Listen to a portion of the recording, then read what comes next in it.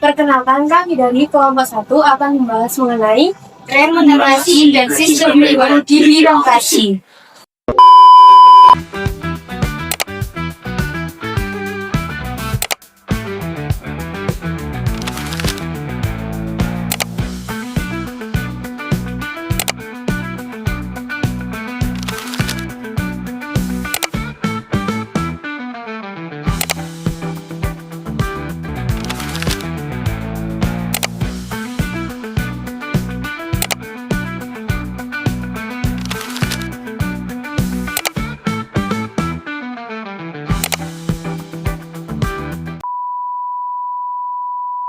Aparatur sipil negara telah ditetapkan.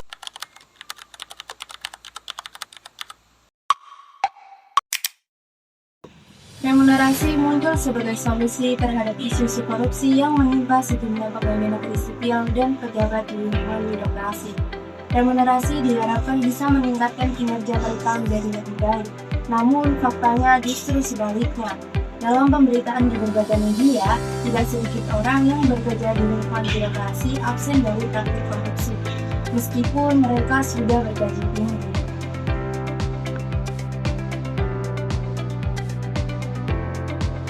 Remunerasi adalah bentuk kompensasi atau penghargaan yang diberikan kepada pegawai yang melakukan pekerjaan atau berkontribusi terhadap pencapaian tertentu. Kompensasi yang diberikan dapat berupa gaji, upah, tunjangan, bonus, atau fasilitas lain. Berbeda dengan gaji konvensional yang bersifat tetap, remunerasi bersifat fleksibel dan berbasis kinerja atau dikenal dengan istilah pay for performance system, di mana pegawai yang berkinerja tinggi akan menerima kompensasi yang lebih besar sebagai penghargaan atas kinerja mereka.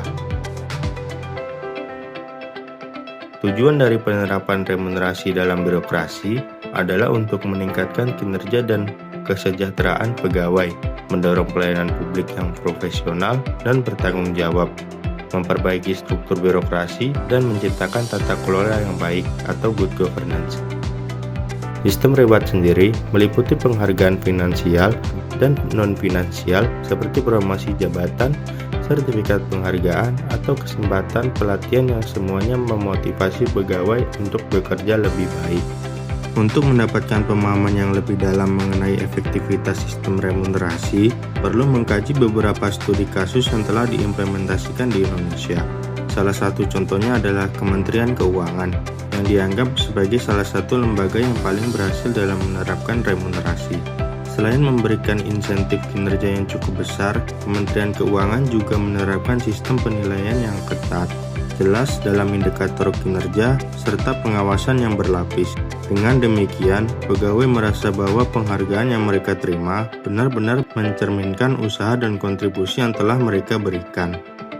Hasilnya, kualitas layanan publik mengalami peningkatan yang signifikan, disiplin pegawai menjadi lebih baik, dan kepercayaan masyarakat terhadap lembaga tersebut juga semakin meningkat. Di Indonesia, kebijakan remunerasi mulai diterapkan secara luas sejak masa pemerintahan Presiden Susilo Bambang Yudhoyono. Melalui berbagai peraturan Presiden tahun 2014, kebijakan ini memberikan tunjangan kinerja bagi 9 kementerian dan lembaga, seperti Kementerian BUMN, Kemenak, dan Bappenas. Sebagai bagian dari agenda reformasi birokrasi nasional, namun tantangan besar masih dihadapi. Kenaikan gaji tidak selalu diikuti oleh perubahan mentalitas, disiplin, dan integritas pegawai. Masih ada kasus korupsi yang terjadi walaupun gaji sudah tinggi.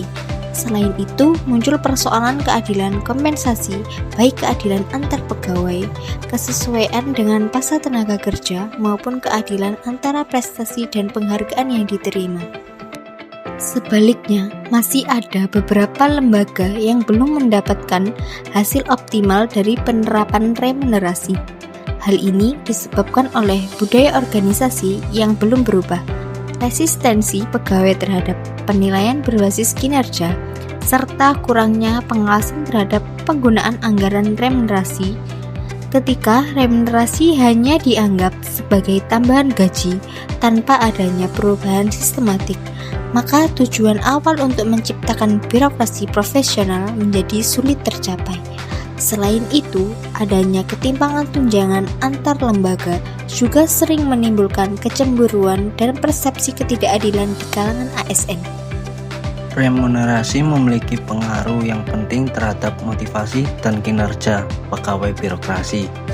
Pegawai yang merasa dihargai sesuai kontribusinya akan memiliki semangat kerja lebih tinggi dan cenderung memberikan pelayanan publik yang lebih baik.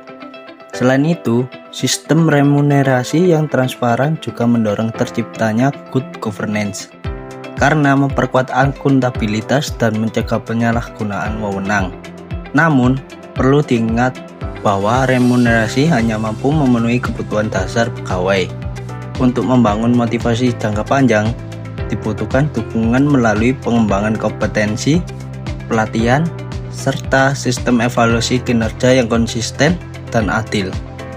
Selain dari faktor internal, keberhasilan remunerasi juga sangat dipengaruhi oleh manajemen kinerja yang terintegrasi.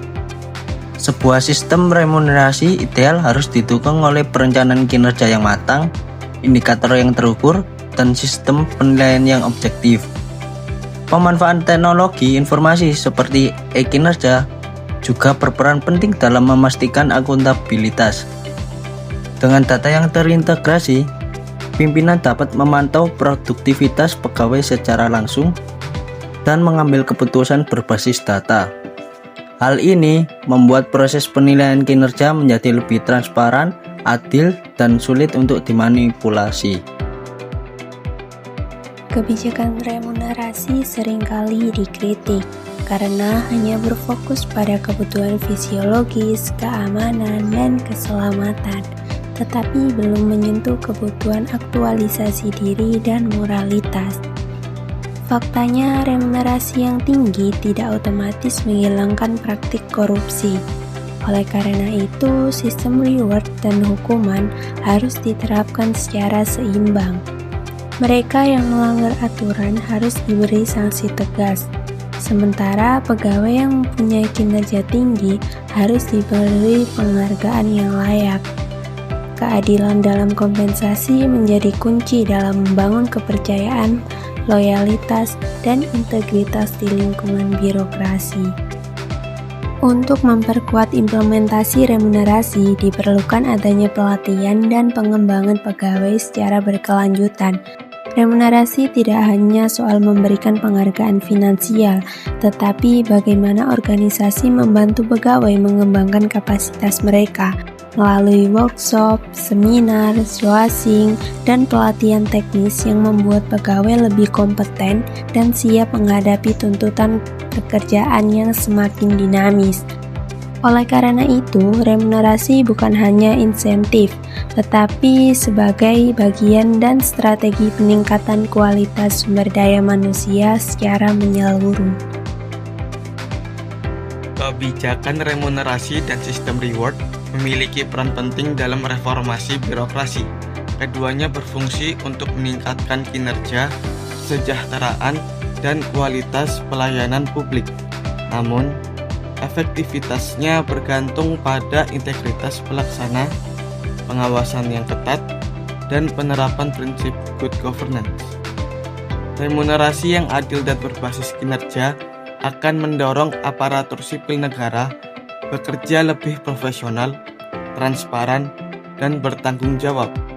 Dengan demikian, birokrasi Indonesia dapat menjadi lebih bersih, efisien, dan berorientasi pada pelayanan publik.